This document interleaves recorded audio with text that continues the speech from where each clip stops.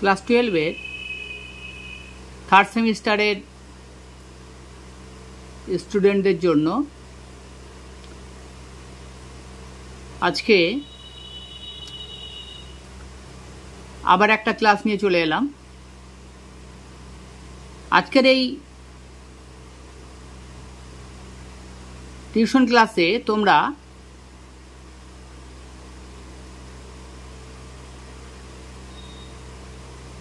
বুঝতে পারবে যে তোমাদের যে টেক্সট যে পাঠ্য যেটা আদরিণী গল্প আছে সেই আদরিণী গল্প থেকে তোমাদের কি কি পড়তে হবে। তোমরা জানো যে আদরিণী গল্প প্রভাত কুমার মুখোপাধ্যায়ের লেখা,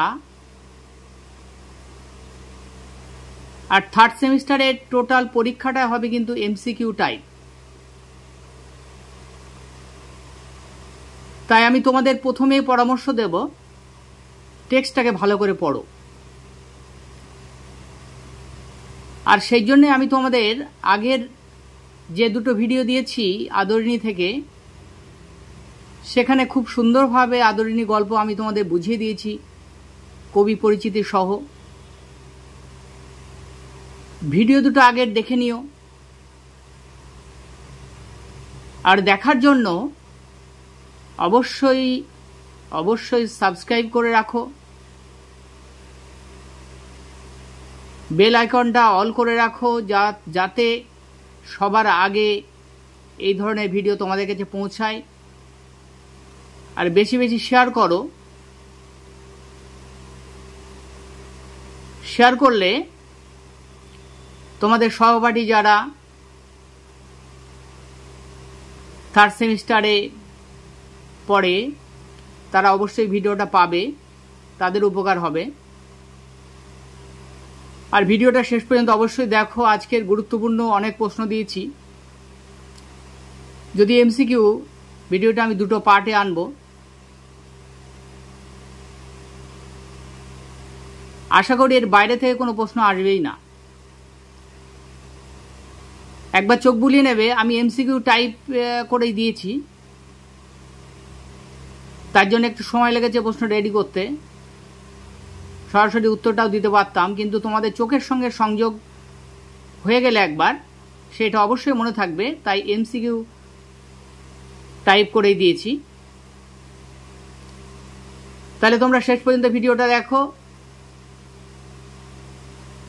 আর অবশ্যই সাবস্ক্রাইব করো যারা নতুন, বা যারা ভুলে গেছো এখনো করোনি সাবস্ক্রাইব তারা করো, লাইক কমেন্ট শেয়ার করো। দেখো মোস্ট ইম্পর্টেন্ট গুরুত্বপূর্ণ কিছু প্রশ্ন দিয়েছি। দেখো তোমাদের আদরিণী থেকে টোটাল 8 নম্বরের কিন্তু এমসিকিউ আসবে, কম না কিন্তু অনেকটাই, একটা গল্প থেকে 8 নম্বর। তাই একটু খুঁটিয়ে পড়তে হবে। তবে প্রশ্ন তো অনেক, অজস্র প্রশ্ন আছে। তাই আমি আমার অভিজ্ঞতা দিয়ে বেছে বেছে কিছু প্রশ্ন দিয়েছি, এর মধ্যে আসবে আশা করি। দেখো প্রশ্নগুলো এবার এক এক করে আলোচনা করছি। দেখো আদরিণী গল্পের লেখক হলেন,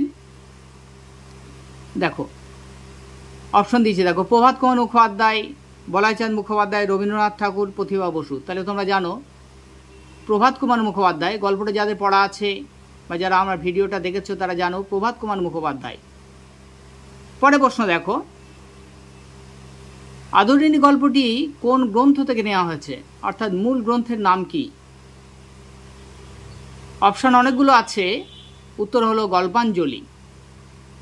গল্পাঞ্জলি গ্রন্থ থেকে নেওয়া হয়েছে। আমি শুধু উত্তরগুলোই বলছি, তোমরা একটু অপশনগুলো চোখ বুলিয়ে নিও। পরে প্রশ্ন দেখো আদরিণী গল্পটি প্রকাশিত হয়, আদরিণী গল্পটি প্রকাশিত হয়, উত্তর হলো সাহিত্য পত্রিকায়। নেক্সট দেখো আদরিণী গল্পে মোট কটি পরিচ্ছেদ আছে,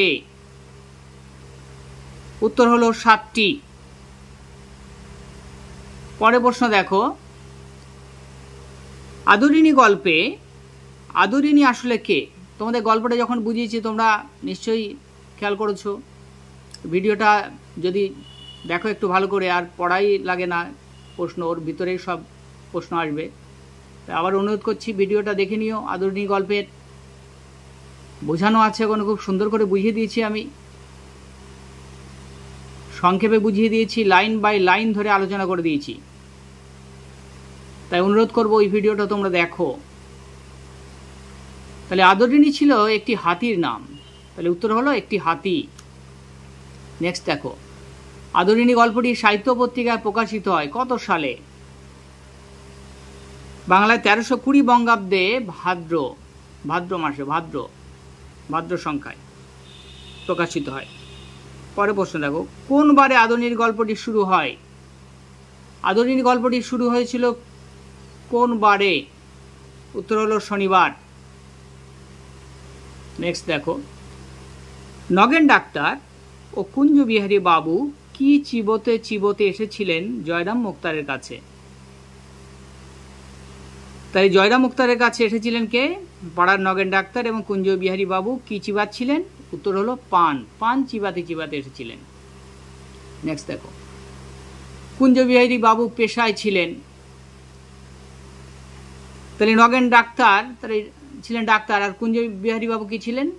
জুনিয়র উকিল ছিলেন পেশায়। নেক্সট, কি হাতে নিয়ে নগেন ডাক্তার কুঞ্জবিহারী বাবু জয়রাম মুক্তারের কাছে এসেছিলেন? তাহলে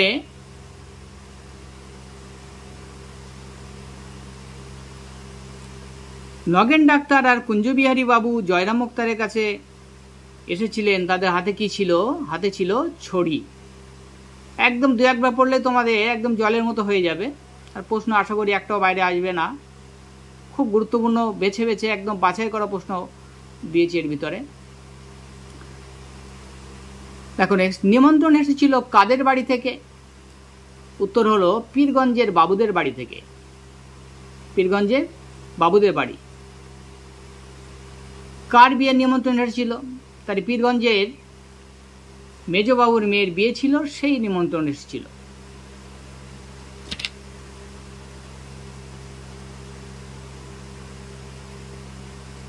দেখো নেক্সট দেখো, মেজবাবুর মেয়ের বিয়ে দিন কি ছিল? কোন দিন বিয়ে ঠিক হয়েছিল? উত্তর হলো সোমবার। পরে প্রশ্ন দেখো, মেজবাবুর মেয়ের বিয়েতে বাই এসেছিল কোথা থেকে? অর্থাৎ বিয়েতে নৃত্যগীতের জন্য বেনারস থেকে বাই আসার কথা ছিল, এবং খ্যামটা কোথা থেকে? খ্যামটা আসার কথা ছিল কলকাতা থেকে। খ্যামটা কোথা থেকে আসার কথা ছিল? কলকাতা থেকে। এগুলো সব ভিডিও আলোচনা করে দিয়েছি আমি। অবশ্যই বোঝানোর ভিডিওটা সবার আগে দেখবে, তারপরে এই প্রশ্নগুলো পড়ে যাবে। তাহলে একটা প্রশ্ন 8 নম্বরের ভিতরে তোমরা 8-এ 8ই পাবে, একটা প্রশ্ন বাইরে থেকে বলে মনে হবে না। দেখো, বৈঠকখানার বারান্দার বেঞ্চিতে বসে মুক্তার মহাশয় টানছিলেন। কি টানছিলেন? উত্তর হলো থেলো হুকো হাতে করে তামাক টানছিলেন। থেলো হুকো মানে কি? বড় হুকো, বড় আকারে একটা হুকোতে করে তামাক টানছিলেন। পরে প্রশ্ন, কি রকম? আমি নিমন্ত্রণ পাবো না কি রকম উক্তিটি করেছেন? কে করেছিলেন? তাহলে জয়রাম মুক্তার। তিনি কি বলেছিলেন? আমি নিমন্ত্রণ পাবো না। যখন কুঞ্জবিহারী বাবু উকিল সাহেব এবং নগেন ডাক্তার মেজবাবুর বিয়েতে নিমন্ত্রণ পেয়েছি কিনা এই কথা জানতে এলো, তখন জয়রাম বাবু কি বললেন? কি রকম? আমি নিমন্ত্রণ পাবো না কি রকম?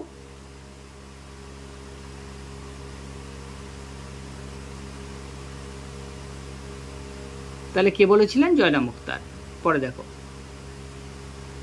কারণ নিমন্ত্রণ তিনি পাবেনই পাবেন। কারণ কি বলেছেন? পরে প্রশ্ন দেখো, জয়রাম বাবু মেজবাবুর স্টেটের মুক্তার হিসেবে কর্মরত ছিলেন। তিনি স্টেটের মুক্তার ছিলেন, তার সমস্ত কিছু কাগজপত্র তিনি দেখাশোনা করতেন মুক্তার হিসেবে। কত বছর? 20 বছর। পরে প্রশ্ন দেখো, এইটা কি সম্ভব মনে করো? কোনটি? এইটা কি সম্ভব মনে করো? কোনটি? উত্তর দেখো, জয়রাম মুক্তারকে বাদ দিয়ে নগেন ডাক্তার আর কুঞ্জ বিহারীকে নিমন্ত্রণ করা। কথাটা কি বলেছিল? বলেছিল কে? জয়রাম মুক্তার বলেছিলেন। এটি কি সম্ভব মনে করো যে আমাকে বাদ দিয়ে তোমাদের নিমন্ত্রণ করবে? তা তোমাদের বলতে এখানে কে কে? এখানে নগেন ডাক্তার আর কুঞ্জ বিহারী বাবু। পরে প্রশ্ন দেখো, মুক্তার মহাশয় ছিলেন, উত্তর হলো তীব্র অভিমানী। তার অল্পেতে অভিমান হতো, খুব অভিমানী হয়ে যেতেন। মুক্তার মহাশয়ের হৃদয়খানি ছিল কিরকম? কিন্তু মুক্তার মহাশয় মনের দিক থেকে কিরকম ছিলেন? স্নেহে, বন্ধু বাৎসল্যে কুসুমের মতো নরম। তাহলে কিরকম ছিল? একদম ফুলের মতো নরম তার মনটা ছিল। পরে প্রশ্ন দেখো, গরুর গাড়িতে করে পীরগঞ্জে যেতে সময় লাগবে। পীরগঞ্জে যেতে, প্রশ্ন একটুখানি দেখো, যেতে তো 2 দিন, আসতে 2 দিন। এখানে যেতে আসতেটা দেখা হয়নি, মিস্টেক হয়ে গেছে, এটা লিখে দিচ্ছি আমি। দেখো, গরু গাড়িতে করে পীরগঞ্জে যেতে আসতে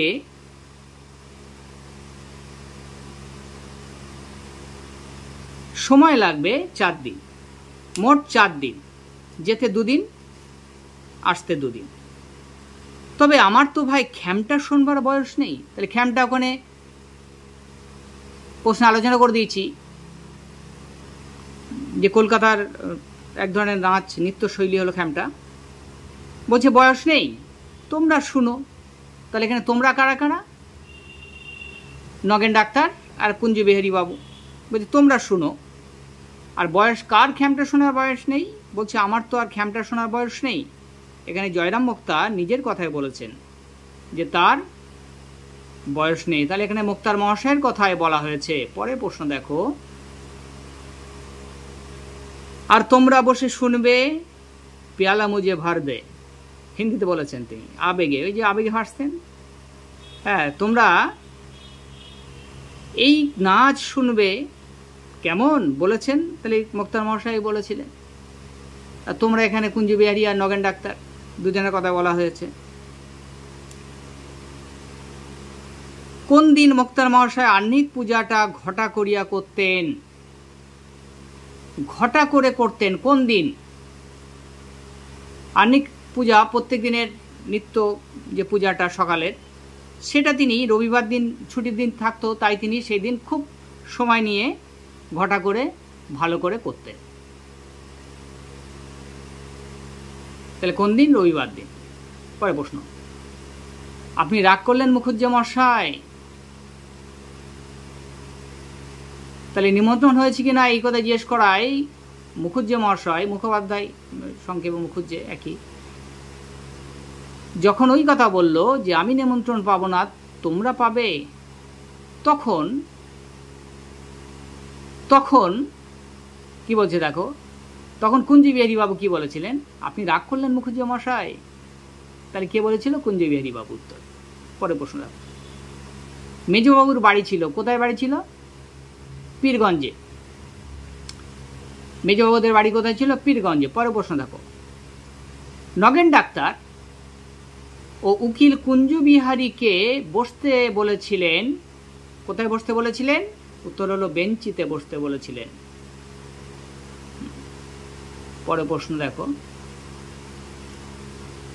পীরগঞ্জে গিয়ে নিমন্ত্রণ রক্ষা করতে জয়রামের কাছারি কামাই হবে। তাহলে গল্পে কি বলা আছে? নিমন্ত্রণ রক্ষা করতে গেলে 2 দিন কাছারি তার কামাই হবে, সোমবার মঙ্গলবার। বারটা আমি পাশে দিয়ে দিয়েছি একসঙ্গে। পরে প্রশ্ন দেখো, পীরগঞ্জে যাওয়ার পথ নেই। কিসে যাওয়ার পথ নেই? উত্তর হলো ঘোড়ার গাড়িতে যাওয়ার পথ নেই। ঘোড়ার গাড়িতে যাওয়া পথ ছিল না। পরে প্রশ্ন, তোমরা যাচ্ছ? তোমরা বলতে কাদের কথা বলা হয়েছে? তাহলে কথাটা কে বলেছিল? জয়রাম মুক্তার। তারপরে কি বললেন? তোমরা যাচ্ছ, কাদের বলেছিল? নগেন ডাক্তার আর জুনিয়র উকিল কে? কুঞ্জ বিহারীকে। নামটা এখানে দেওয়া হয়নি, তোমাদের বললাম, একটু শুনে নিও, লিখে নিও। তাহলে নগেন ডাক্তার এবং জুনিয়র উকিল কে ছিল? কুঞ্জবিহারী বাবুকে বলেছে। পরের প্রশ্ন, পীরগঞ্জে যেতে কি জোগাড় হওয়া মুশকিল? পীরগঞ্জে যেতে গেলে কি জোগাড় হওয়া মুশকিল? উত্তর হলো পালকি। পালকি জোগাড় হওয়া মুশকিল। তাহলে যাবেন কিসে? এটাই হলো প্রধান সমস্যা। যেতে 2 দিন, আসতে 2 দিন। ঘোড়ার গাড়ি তো চলে না, তাহলে কি হবে? গরুর গাড়িতে 2 দিন যেতে, 2 দিন আসতে 4 দিন লেগে যাবে। মুক্তার মহাশয় 2 দিন সোম-মঙ্গলবার কাছারি কামাই হয়ে যাবে। তাহলে কি হবে? একমাত্র উপায় হলো হাতি। কিন্তু কিভাবে সেটা সম্ভব? কিভাবে আসবে? দেখো, মুক্তার মহাশয়ের বয়স হয়েছিল, কত বয়স ছিল তখন? 50 বছর বয়স হয়েছিল, 50 বছর। পরে প্রশ্ন দেখো, মুক্তার মহাশয়ের গোঁপটি ছিল কেমন ছিল? মুক্তার মহাশয়ের গোঁপটি কেমন ছিল? কাঁচা পাকায় মিশ্রিত, মোটা মোটা মোটা মোটা গোঁপ ছিল, কিছুটা কাঁচা কিছুটা পাকা। তাহলে কাঁচা এবং পাকায় মিশ্রিত ছিল। পরে প্রশ্ন দেখো, জয়রাম মুক্তারের মাথার সামনে ছিল কি ছিল? সামনে কিন্তু টাক পড়ে গিয়েছিল, তার মাথার সামনে ছিল টাক। পরে প্রশ্ন, জয়রাম মুখোপাধ্যায়ের চোখ দুটি কেমন ছিল? চোখ দুটি কেমন ছিল? চোখ দুটি ছিল ভাষা ভাষা, বড় বড় বড় বড় ভাষা ভাষা চোখ ছিল। পরে প্রশ্ন, জয়রাম মুখোপাধ্যায়ের চেহারার গড়ন কেমন ছিল? উত্তর দেখো, লম্বা ছাদের। কি বলা হয়েছে? লম্বা ছাদের। তাহলে তিনি লম্বা ছিলেন। জয়রাম মুখোপাধ্যায়ের আদি নিবাস কোথায় ছিল? তিনি কোথা থেকে এসেছিলেন? তার আদি নিবাস ছিল যশোর, বর্তমানে বাংলাদেশের যশোর। তাহলে যশোর জেলায় তার আদি নিবাস ছিল, সেখান থেকে তিনি এসেছিলেন। পরে প্রশ্ন দেখো, জয়রাম মুখোপাধ্যায় এদেশে আসার সময় সঙ্গে নিয়ে এসেছিলেন কি এনেছিলেন সঙ্গে করে? খুব বেশি কিছু আনেননি কিন্তু। উত্তর দেখো, ক্যাম্বিসের ব্যাগ ও পিতলের ঘটি। আমি গল্প বোঝানোর সময় বলেছি ক্যাম্বিসের ব্যাগ, মোটা কাপড়ের এক ধরনের ব্যাগ, আর পিতলের ঘটি, এই দুটো এনেছিলেন সঙ্গে করে। পরে প্রশ্ন দেখো, জয়রাম মুক্তার এদেশে এসে মুক্তারি ব্যবসা করে কি কি করেছিলেন? তাহলে এদেশে আসলেন, এসে ঘর ভাড়া নিয়ে প্রথমে থাকতেন, থাকার পরে অনেক উন্নতি করলেন। কি কি করেছিলেন দেখো, পাকা দালান কোঠা, পাকা দালান বাড়ি, কোঠা বাড়ি, বাগান পুকুর সবই করেছিলেন তিনি। কিন্তু সেই মুক্তার মহাশয় কি বলছে? পরের প্রশ্ন দেখো, যৌবনকালে মুক্তার মহাশয় ছিলেন, উত্তর হলো বদরাগী। তার যখন বয়স অল্প ছিল, হ্যাঁ, যখন মুক্তারি ব্যবসায় প্রথম যোগ দেন তখন কিন্তু বদরাগী ছিলেন, রেগে যেতেন একটুতে। পরের প্রশ্ন দেখো, এদেশে এসে জয়রাম মুক্তার যে বাসায় ছিলেন তার ভাড়া ছিল, প্রথমে সে ভাড়া বাড়িতে ছিলেন, আমি প্রথমে বললাম যে ভাড়া বাড়িতে ছিলেন, তার ভাড়া কি ছিল? মাসিক 33 টাকা, মানে মাসে ভাড়া ছিল কত? 33 টাকা ভাড়া দিতে হতো সেই সময়, অনেক মূল্য। পরে প্রশ্ন, মুখোপাধ্যায় মহাশয়ের গাইটির নাম কি ছিল?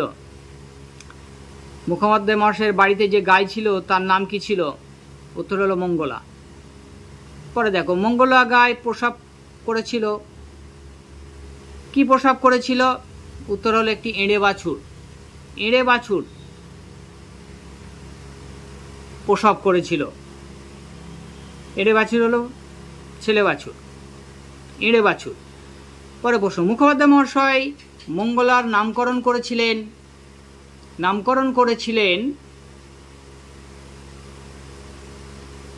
উত্তর হলো ডেপুটির নামে, ডেপুটি বাবুর নামে। কারণ ডেপুটি বাবুর সঙ্গে গল্পের মধ্যে আমি বুঝিয়েছি, গল্পটা তোমরা অবশ্যই অনুরোধ করছি, তোমাদের গল্পটা তোমরা 2 বার 3 বার 4 বার শোনো, যত শুনবে একদম গল্পটা পরিষ্কার হয়ে যাবে। এমসিকিউ তো পড়বে, তখন দেখবে একদম জলের মতো এমসিকিউ পারছো, একটাও ভুল হচ্ছে না।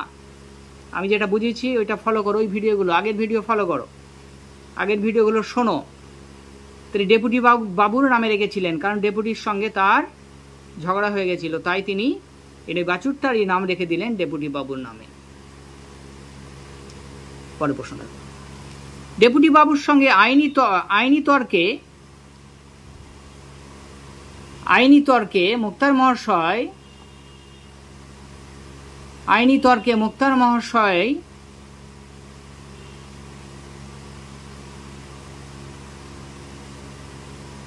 হাকিমকে উদ্দেশ্য করে বলেন, ডেপুটির সঙ্গে যখন তার তর্ক হলো, তিনি হাকিমকে উদ্দেশ্য করে কি বললেন? উত্তর দেখো, আমার স্ত্রীর যতটুকু আইন জ্ঞান আছে হুজুরের তাও নেই দেখছি। বলছে আমার স্ত্রীর যা জ্ঞান আছে আপনার তো তাও নেই, এই কথা বলে বসলেন। ফলে কি হলো দেখো, পরে প্রশ্ন দেখো, আদালত অবমাননার দায়ে জয়নাম মুক্তারের জরিমানা হয়েছিল। তখন কি হলো? এই কথা বলার জন্য, এই কথা তিনি হাকিমকে বললেন, বলার কারণে কি হলো? তার জরিমানা হলো। কত জরিমানা হলো? 5 টাকা। 5 টাকা তার কি হলো? জরিমানা হয়ে গেল। পরে প্রশ্ন দেখো, কিন্তু সে 5 টাকা মুক্তার মহাশয় কি করলেন? দেওয়ার জন্য কি করলেন? পরবর্তীকালে 5 টাকা জরিমানা রক্ষা করার জন্য মুক্তার মহাশয় গিয়েছিলেন। কোথায় গেলেন? হাইকোর্টে গেলেন। অর্থাৎ তিনি যে কথাটা বলে ভুল করেননি, এইটা প্রমাণ করার জন্য, অর্থাৎ তাকে জরিমানা করা হয়েছে অন্যায়ভাবে, এইটা প্রমাণ করার জন্য তিনি হাইকোর্টে গেলেন। পরের প্রশ্ন দেখো,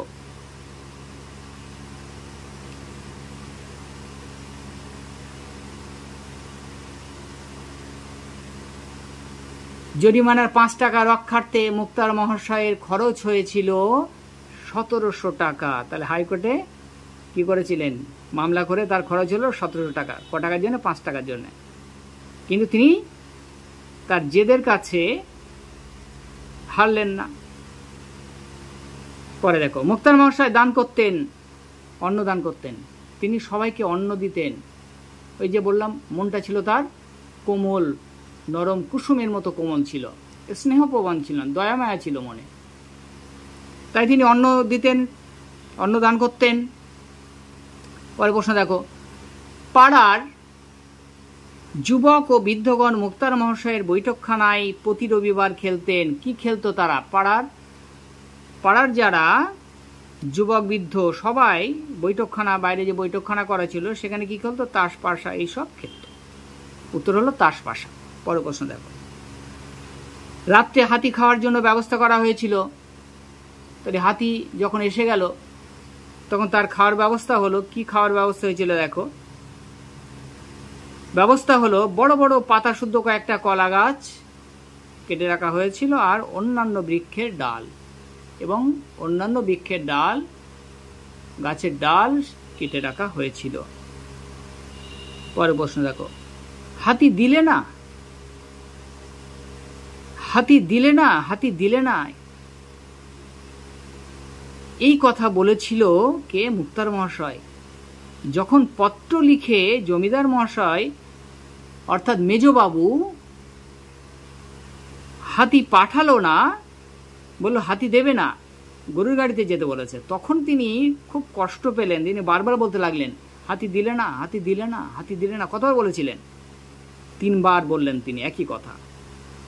তাহলে জয়রাম মুখোপাধ্যায় বলেছিলেন, কেন বলেছিলেন? জমিদার মেজবাবু হাতি পাঠায়নি বলে 3 বার বলেছিলেন। পরে প্রশ্ন দেখো, হাতি পাওয়া যায়নি।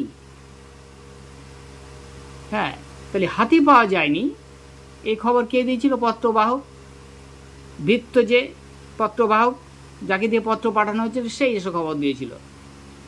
পরে প্রশ্ন দেখো, তাই তো সব মাটি বলেছিলেন, সব মাটি, অর্থাৎ সবই তো ভেস্তে যাবে। তাহলে কি হবে? তাহলে যাওয়া হবে কি করে? তাই তো সব মাটি, মাটি মানে ভেস্তে যাওয়া, সবই, তাহলে তো হবে না, যাওয়া হবে না। কে বলেছিলেন? উত্তর হলো নগেন ডাক্তার। তখন এই কথা শুনে নগেন ডাক্তার বলল, তাহলে তো সব মাটি। বলছে, আমরা যে আশা করে আছি যে মুখোপাধ্যায় মহাশয় আপনার সঙ্গে হাতি করে যাব, মেজবাবু হাতি পাঠাবেন, তাহলে তো সব মাটি হয়ে গেল। পরে প্রশ্ন দেখো, মহারাজ নগেশচন্দ্র জয়রাম মুক্তারকে বিয়ে বাড়ি যেতে বলেছিলেন গরুর গাড়িতে। ওই যে জমিদার এই মহারাজ মেজবাবু নগেশচন্দ্র বলেছিলেন গরু গাড়ি করে সেখান থেকে এইটুকু পথ গরু গাড়িতে করে চলে আসতে বলো। পরের প্রশ্ন, একজোড়া নতুন বলদ কিনেছে। তা একজোড়া নতুন বলদ কিনেছিল কি ইমামউদ্দিন শেখ। তাহলে যখন গরু গাড়ি যেতে বলল নরেশচন্দ্র মহারাজ, তখন কি বলল যে পাড়ার ইমামউদ্দিন শেখ একজোড়া নতুন বলদ কিনেছে। পরে প্রশ্ন দেখো, শহর থেকে 2-3 ক্রোশের মধ্যে হাতি ছিল কিন্তু জয়রাম বাবু ঠিক করলেন তিনি যদি যান তাহলে হাতি করেই যাবেন, এই ছিল তার জেদ। তখন তিনি খোঁজ করে জানতে পারলেন যে শহর থেকে 2-3 ক্রোশের মধ্যে হাতি আছে 2-3 জন জমিদারের। সেই সময় হাতি তো সবাই পুষতে পারতো না, হাতি পোষাটা তো ব্যয় সাপেক্ষ ব্যাপার, জমিদাররাই তো হাতি রাখতো। তাহলে জমিদারের হাতি ছিল, একটি মাদি হাতি ছিল। তাহলে হাতিটা কি ছিল? মাদি হাতি, অর্থাৎ মেয়ে হাতি। কার ছিল? বীরপুরের উমাচরণ লাহিড়ির। হাতিটা কার ছিল? বীরপুরের উমাচরণ লাহিড়ির হাতি ছিল। পরে প্রশ্ন দেখো, উমাচরণ লাহিড়ি হাতিটি ছিল বাচ্চা। তাহলে যে হাতিটার সন্ধান পাওয়া গেছিল সেই হাতিটার বয়স ছিল কম, কিন্তু যেহেতু হাতি সওয়ারি নিতে পারবে এটাই ধারণা ছিল। তাহলে এই পর্যন্ত এই প্রশ্নগুলো দিলাম, তোমরা পড়তে থাকো। নেক্সট পার্ট আবার তোমাদের জন্যে আনছি। এই পর্যন্ত তোমরা পড়ো আর আমার আগের ভিডিও যেগুলো বোঝানোর ভিডিও সেগুলো দেখতে থাকো। আশা করছি সবটাই ক্লিয়ার হয়ে যাবে, আর অন্য কোনো দিকে তাকাতে হবে না, কিচ্ছু পড়তে হবে না, শুধু আমার বোঝানোর ভিডিওটা দেখো, ওর ভিতরে সব সমস্যার সমাধান আমি সংক্ষিপ্তভাবে বুঝিয়ে দিয়েছি। আবার তোমাদের লাইন বাই লাইন বুঝিয়ে দিয়েছি, তারপরেও এই প্রশ্নগুলো দিলাম মোস্ট ইম্পর্টেন্ট, এর ভিতরেই আসবে আশা করছি। তাহলে এতক্ষণ ভিডিওটা তোমরা দেখলে, ভিডিওটা যদি তোমাদের ভালো লাগে অবশ্যই লাইক কমেন্ট আর শেয়ার করে দাও বেশি বেশি, তোমাদের সহপাঠীদের মধ্যে শেয়ার করো, বেশি বেশি শেয়ার করে দাও, সবাই যাতে ভিডিওটা পেতে পারে, উপকার পায়। আর আবার বলছি সাবস্ক্রাইব করে দাও অবশ্যই, যারা এখনও সাবস্ক্রাইব করোনি বা তোমাদের যারা পরিচিত বন্ধুবান্ধব আছে সবাইকে সাবস্ক্রাইব করতে বলো, কারণ এই কাজের সার্চ টিউটোরিয়াল তোমাদেরই চ্যানেল, তোমাদেরই উপকারে আসবে। তাই তোমরা নিজেরা সাবস্ক্রাইব করো আর সবাইকে করতে বলো, আর বেশি বেশি শেয়ার করে দাও। ভালো থেকো, সুস্থ থেকো, প্রস্তুতি নাও। আজকের ভিডিওটা এই পর্যন্তই।